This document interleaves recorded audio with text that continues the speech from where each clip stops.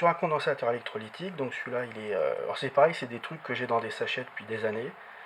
Pour être très très précis, appartenait à mon papa, qui faisait aussi de l'électronique, et qui stockait ce genre de trucs. Bon. Donc ceux-là sont relativement récents, mais ils ont au moins... ils ont plus de 30, ils ont au moins 30 ans de toute façon. Ou bon, allez, on va dire 20. Je serais bien incapable de les dater de façon plus précise que ça, mais en tout cas, ils sont dans des cartons, dans une cave depuis très longtemps.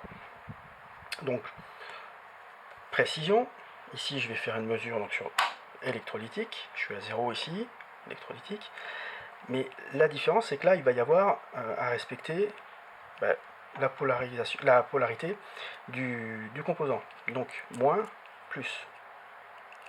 Donc je vais...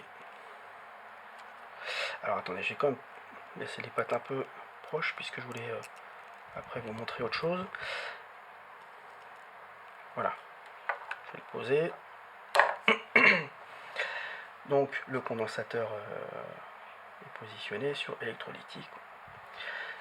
Déjà je vais faire ce contrôle de leakage. Donc, exactement la même chose que tout à l'heure. Il monte à 160, alors je vais pouvoir monter allègrement à peu près ici. Et vous voyez, il se décharge lentement, mais il se décharge.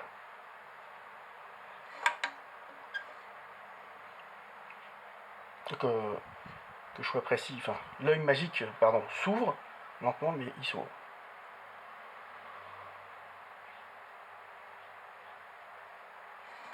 Voilà. Et ce que je voulais vous montrer, donc je me mets à 250 ici, j'enlève une électrode. Alors, je vais recommencer complètement parce qu'en fait j'ai éteint la lumière, je viens seulement de réaliser. Moi je vois tout, hein, mais vous forcément, sur la caméra ça marche pas pareil. Donc là je suis sur 250, j'ai les deux pattes du composant qui sont reliées, bon, vous voyez ouvert, ok, mais j'ai pas remis à 0. Donc je vais le tenir par là, surtout je vais pas toucher aux parties métalliques. Je prends un tournevis isolé, hein, je suis pas le... Alors, non, forcément, le principe c'est pas de faire ça chez vous. Voilà. Ça, même, je sais ce qui va se passer, mais ça me fout les jetons quand même. Donc vous imaginez bien que si vous faites votre mesure gentiment, vous débranchez les électrodes, et puis après vous le prenez à pleine main, puis vous le rangez.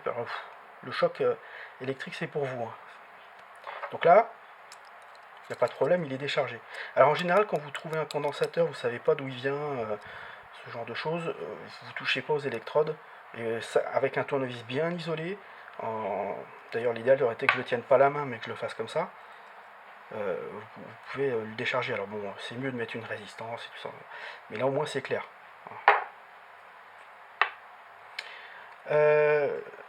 J'ai aussi ce genre de choses qui viennent aussi de mon papa. Donc là par contre ça se voit. Hein.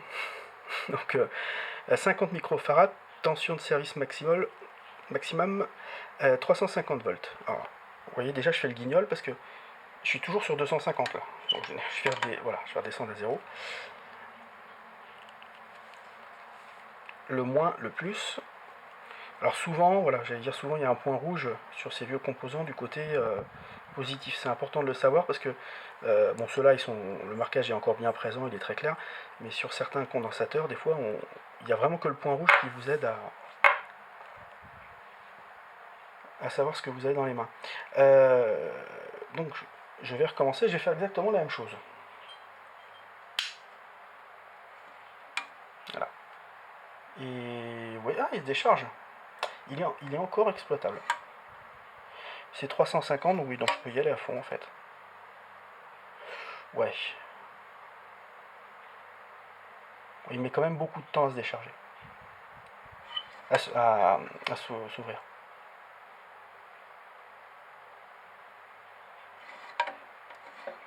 Mais bon. Non, c'est bon. Alors, une chose aussi, les vieux condensateurs, c'est bien de les charger un peu et de les décharger.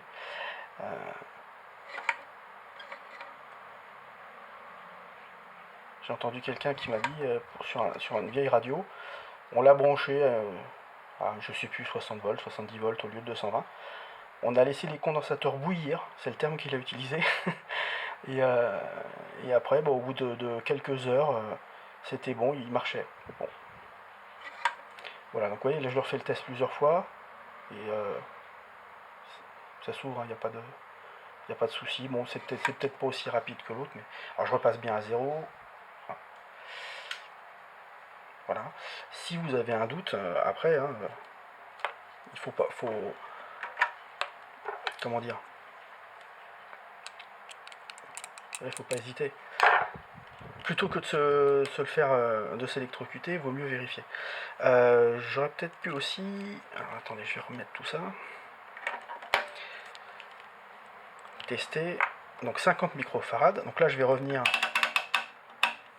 0,1 à 50 micros. Alors ce qui est gênant, c'est que je vais être en bout. Mais je dois pouvoir. Ici, j'ai une position 20 à 2000 microfarads. Alors, j'ai pas encore tout vu dans le manuel, mais il y a une autre échelle. Est-ce que la mesure fonctionne de la même manière? Je sais pas, mais on va voir.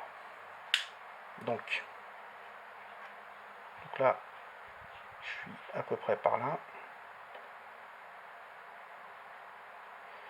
Là, je serai à 50.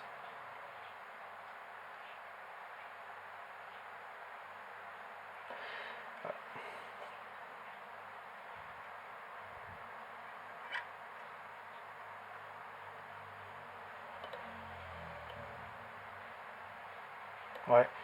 Là, je serai à peu près à 50. Donc c'est...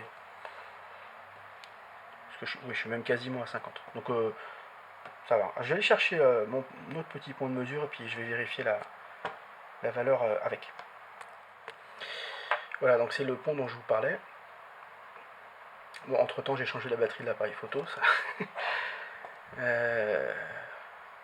Donc je sais pas si le cadrage est exactement identique, mais bon, je pense que grosso modo on doit voir la même chose. Donc je l'allume, il me raconte sa vie, il me dit qu'il analyse dans 5 secondes, je rappuie parce que je ne veux pas attendre 5 secondes.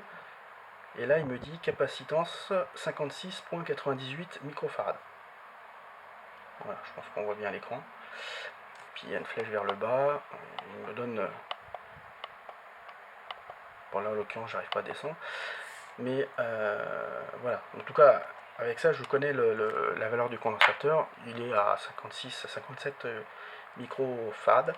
C'est intéressant parce qu'en fait, ici, on est un peu au-dessus de 50. Bon, je dis ça, mais 55, ce serait là, puisque 60, c'est là. Donc, lui, dirait plutôt 51, quoi.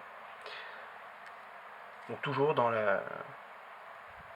ce que je disais précédemment, on a une idée de la valeur du composant, mais qui n'est pas aussi précise qu'avec ce type d'appareil.